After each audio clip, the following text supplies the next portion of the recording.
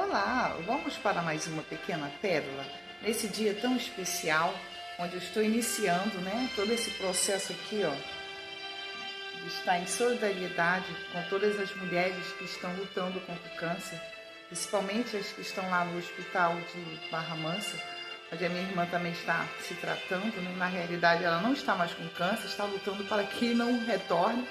Então aqui está a minha homenagem, a todas as mulheres que estão lutando contra o câncer. Jesus é o mais forte e Ele pode ajudar cada um de nós. Eu quero estar dividindo com todos hoje a palavra que se encontra em Efésios 1. É uma oração que Paulo faz aos Éfesos. Nós precisamos prestar bem atenção que existem muitas pérolas nesses poucos versículos, tá? Que nos diz assim, Efésios 1, a partir do versículo 15, que nos diz dessa maneira.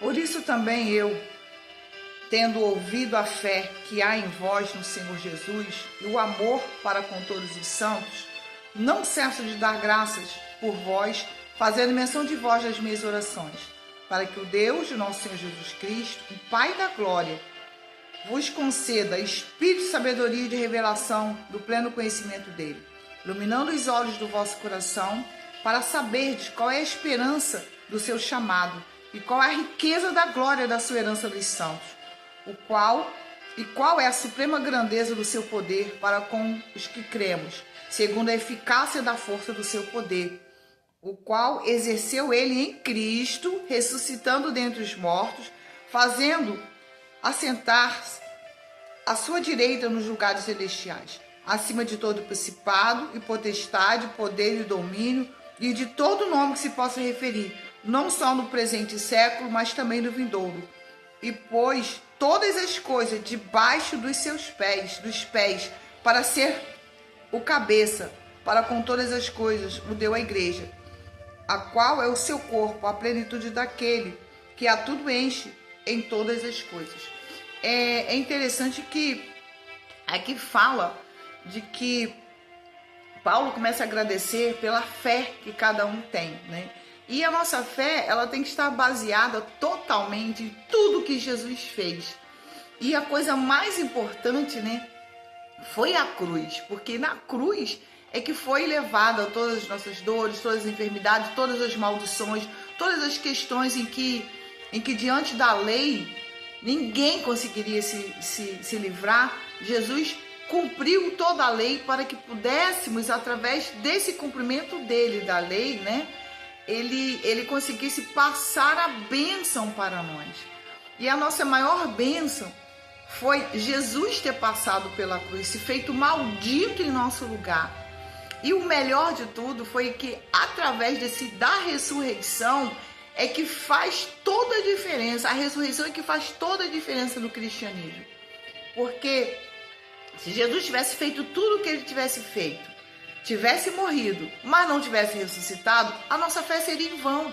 Porque ele sempre falou sobre vida eterna. Então ele demonstrou o que é viver essa vida eterna aqui, nessa terra, morreu pelos nossos pecados como sacrifício santo e agradável a Deus, Ele foi o sacrifício perfeito em nosso lugar.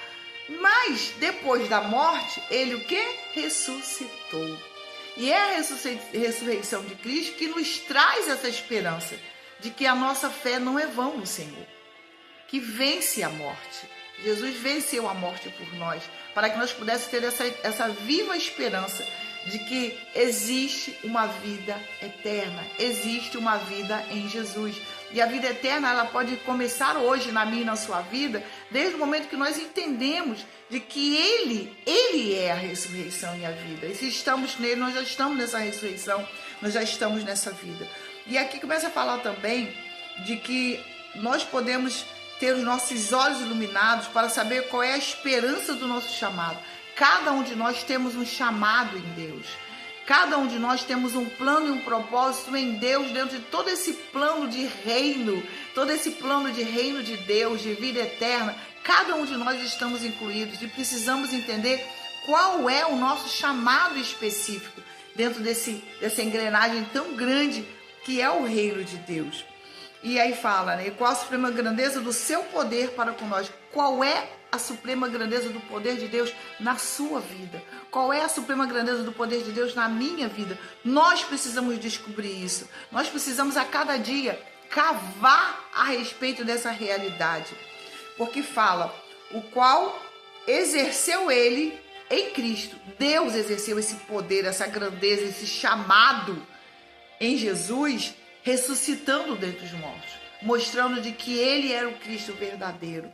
E esse poder nós podemos provar hoje, o poder da ressurreição, o poder de morrer para o mundo e nascer para Jesus, o poder de apagar tudo aquilo que você fez, né, no tempo de trevas, sabe, para você hoje viver uma vida de novidade, uma novidade de vida em Jesus. E aqui fala, né, de que Jesus ele esteve assentado, está assentado em lugares celestiais, acima de todo principado, potestade, poder e domínio, né, de tudo aquilo que se possa, não só no meio desse século, mas também no vindouro, quer dizer, no nosso século também. Então Jesus está acima de todo governo, ele está acima de todo poder, de toda influência maligna, de principados e potestades. E se ele nos chamou para sermos o corpo de Cristo, se nós somos corpo de Cristo, ele é a cabeça, ele é aquele que está dominando tudo. Só que aqui fala de que ele pôs todas as coisas debaixo dos pés para ser o cabeça para todas as coisas e deu isso à igreja. Quando nós aceitamos Jesus, quando nós caminhamos debaixo dos princípios dele, debaixo desse poder da cruz, da morte e da ressurreição, nós somos chamados igreja. E aí todo esse poder do principados e potestades estará debaixo dos nossos pés. Por quando Cristo é o cabeça, aquele que está na frente de tudo, que está comandando tudo. Precisamos entender que através disso nós conseguimos viver a plenitude de Deus. Deus está nos chamando hoje, nesse dia de ressurreição, para vivermos a plenitude do Todo-Poderoso, daquele que venceu a morte, daquele que criou todo o universo, daquele que criou todo esse plano engenhoso e maravilhoso da cruz, que nos dá, sabe, esse poder de morrermos para o mundo e vivermos para Cristo, e vivermos em função desse reino, que é um reino eterno, é um reino que está acima de todo e qualquer poder. Nós precisamos nos despertar para vivermos essa realidade. Vivermos essa realidade de sermos corpo de Cristo, mas um Cristo ressurreto, um Cristo vivo, que pode pisar na cabeça de principados e potestades através de nós. E isso, gente, são as influências que estão ao nosso redor.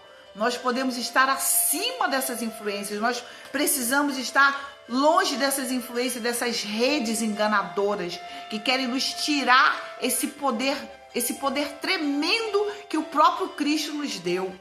O poder de sermos igreja, o poder de sermos família, o poder de termos essa comunhão, o poder de poder falar com Ele e Ele nos ouvir.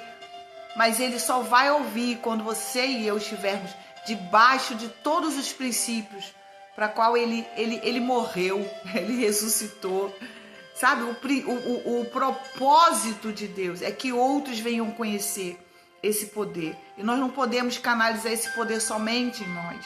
Precisamos ser igreja, precisamos ser chamados para fora, para que muitos venham conhecer esse poder da ressurreição. Entender de que Páscoa é ressurreição de Cristo, onde a história foi dividida em antes e depois de Cristo. Tudo bem, eu amo chocolate, quem quiser me dar ovo de Páscoa, eu estou aqui para receber, amo chocolate. Mas Páscoa não é ovo de Páscoa. O coelho nem sequer coloca ovo, gente. Sabe? E a gente precisa despertar que Páscoa para o cristão é viver o poder da ressurreição. E hoje Cristo está nos chamando para que a gente possa provar esse poder da ressurreição e vivermos essa vida plena que Ele já conquistou para cada um de nós. Fique com essa pequena pérola. Feliz Páscoa para todos.